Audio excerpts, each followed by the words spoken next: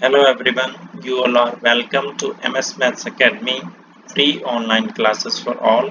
Today we are starting with chapter number 1 of class 11, that is sets. A brief history of the topic is that the theory of sets was developed by German mathematician George Cantor while working on the problems of trigonometric series. George canter जब trigonometric series पर काम कर रहे थे तब ये theory accidentally develop हुई थी। What are the uses? Sets का यूज कहाँ होगा? तो sets are useful to define the concepts of relation and function. Yes, very next topic of your book chapter number 2 relation and function में इसका use होगा। Also useful in geometry, sequences, probability, etc. So many branches of mathematics require the knowledge of sets. और भी math की बहुत सारी ऐसी branches हैं जहां पर सेट्स का यूज होता है, तो इसलिए आज इस टॉपिक को आप अच्छी तरह से कवर करेंगे। Now what is the base of the topic? सबसे पहले टॉपिक का बेस क्या है, क्या ओरिजिन है, क्या डेफिनेशन है, इसकी तरफ हम आगे बढ़ेंगे। In everyday life, you must have observed collection of object of a particular kind. आपने देखा होगा कि घरों में कुछ, हर घर में कोई ना कोई कलेक्शंस होते हैं, such as like collections of movies, जैसे कलेक्शंस ऑफ सॉन्ग्स हैं, collections of utensils in the kitchen, kitchen में बर्तन का collections of jewellery, collections of clothes and so many other collections हमारे घर में कलेक्शंस हो सकते हैं। या किसी को टिकट कलेक्टिंग का शौक होता है, किसी को स्पोर्ट्स के आइटम के कलेक्शंस किसी के पास हैं। इन द सेम मैनर, ठीक उसी तरह से मैथमेटिक्स में भी हमारे पास कई तरह के कलेक्शंस होते हैं, like collections of natural numbers 1 2 3 4 5 counting numbers, points का collection, prime number 2 3 5 7, odd numbers का collections, triangles का collections, etc. So many collections. Now a well defined collection of object is called a set. अगर आपका collection well defined है तो उसे हम sets कहेंगे। ये वेल डिफाइंड क्या है?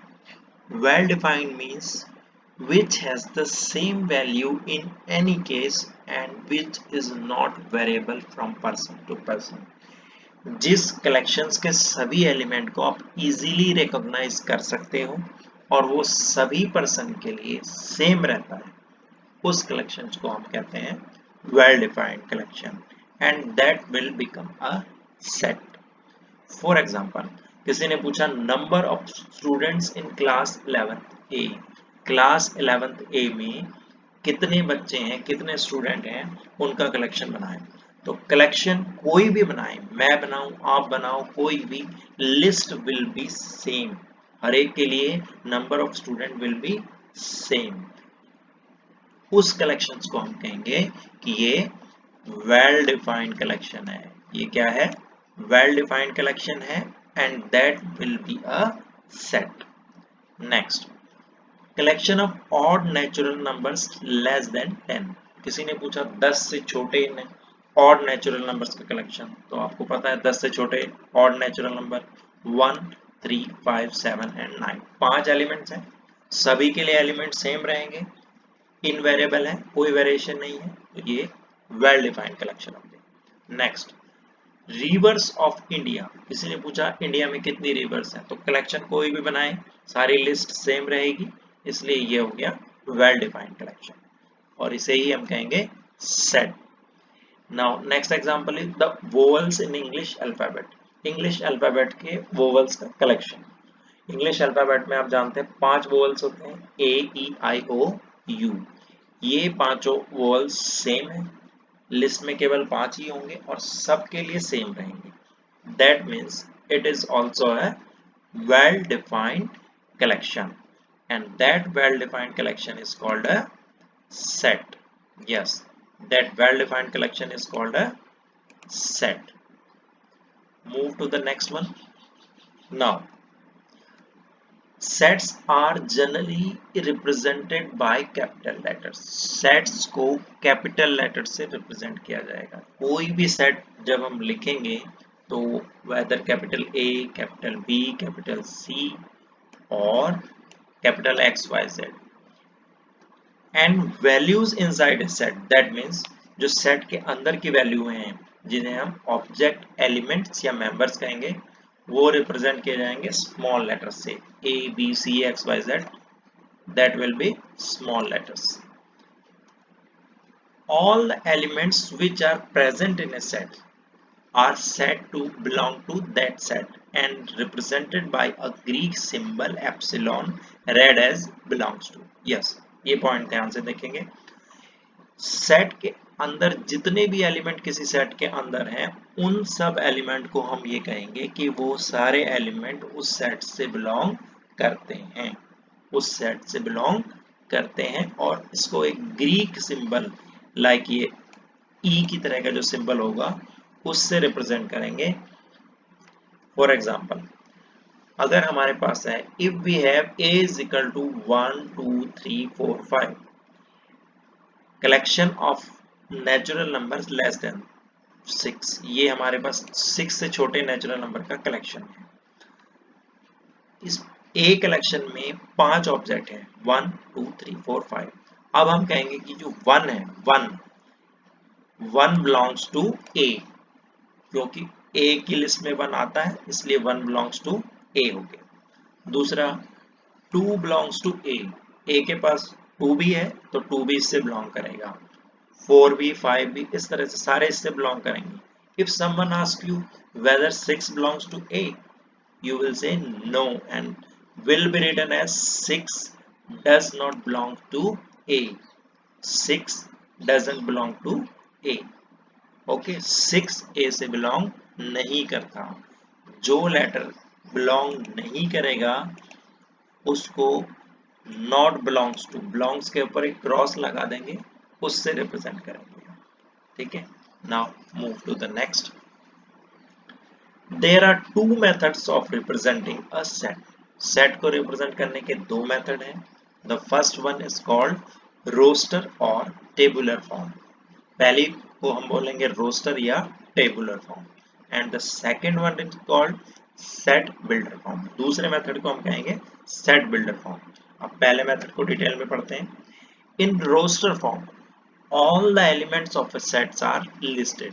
रोस्टर फॉर्म में जितने भी एलिमेंट होंगे सबको हम लिख देते हैं सेपरेटेड बाय कॉमास, और बीच में हम कॉमा लगा देते हैं. देन एनक्लोज द ब्रेसेस, उसके बाद करली ब्रैकेट को हम बंद कर देते हैं. Like A is equal to curly bracket 1, 2, 3, 4, 5. Roster form में कोई भी एलिमेंट को जनरली हम रिपीट नहीं करते. For example, if we have to write the set of letter of word spoon, then it will be written as SPON. ये यहाँ पर 2 O है लेकिन हम इसको रिपीट नहीं करेंगे. It will be written as single O. Next, writing order of element is immaterial. Roster form में एलिमेंट्स के लिखने का ऑर्डर मैटर नहीं करता है. वेदर यू राइट ABC और BCA और CAB, all are same. Next, the second form is called set builder form. In set builder form, all the elements of a set possess a single common property. Yes, इस बात पे ध्यान देंगे. set builder form में जो elements होंगे उनमें सब में एक कोई ना कोई common property होगी. First, within curly bracket we write small x. आप y z स्मॉल लेटर कोई भी ले सकते हैं, but generally we denote it by small x. Then a colon is placed. Small x के बाद हम जनरली कॉलन लगाते हैं। After the sign of colon, we write the characteristic property possessed by the element of a set. पहले हम x लिखेंगे, x के बाद कॉलन लगाएंगे, कॉलन के बाद जो प्रॉपर्टी है उस प्रॉपर्टी को हम लिख देंगे, जो भी एलिमेंट्स वो प्रॉपर्टी फॉलो करते हैं उस प्रॉपर्टी को हम लिखेंगे। Then enclose the whole description, उसके बाद सारे डिस्क्रिप्शन को हम कर्ली ब्रैकेट में बंद कर देंगे। For example, if we have A is equal to 1, 2, 3, 4, 5 in roster form, then in set builder form में हम क्या लिखेंगे? It is written as A is equal to X, पहले X लिखेंगे, then such that, कॉलन के sign को such that पढ़ेंगे, X such that, उसके बाद ये सारे एलिमेंट क्या प्रॉपर्टी को फॉलो करते हैं? ये सारे नेचुरल नंबर्स हैं जो 6 से छोटे हैं, less than 6, all natural numbers are less than 6। तो हम यहाँ लिखेंगे x is a natural number less than 6, x एक 6 से छोटा नेचुरल नंबर। क्लियर? नेक्स्ट, अब कुछ यूजफुल मैथमेटिकल सेट हैं जो इस चैप्टर में यूज होंगे, जो आपने प्रीवियस क्लासेस में पढ़े होंगे, उनका थोड़ा सा ब्रीफ स्टडी करते हैं। First is natural number. All the counting number starting from 1, एक से शुरू करके जितने भी काउंटिंग नंबर होंगे वो नेचुरल नंबर होंगे, यानी स्मॉलेस्ट आपका हो गया 1, smallest natural number is 1। Next is integers. All the positive negative numbers including 0 are called integers। जिन नंबर के साथ में माइनस का साइन लगा, 0 या प्लस का साइन लगा हो, वो सारे नंबर कहलाएंगे integers. Next is rational numbers.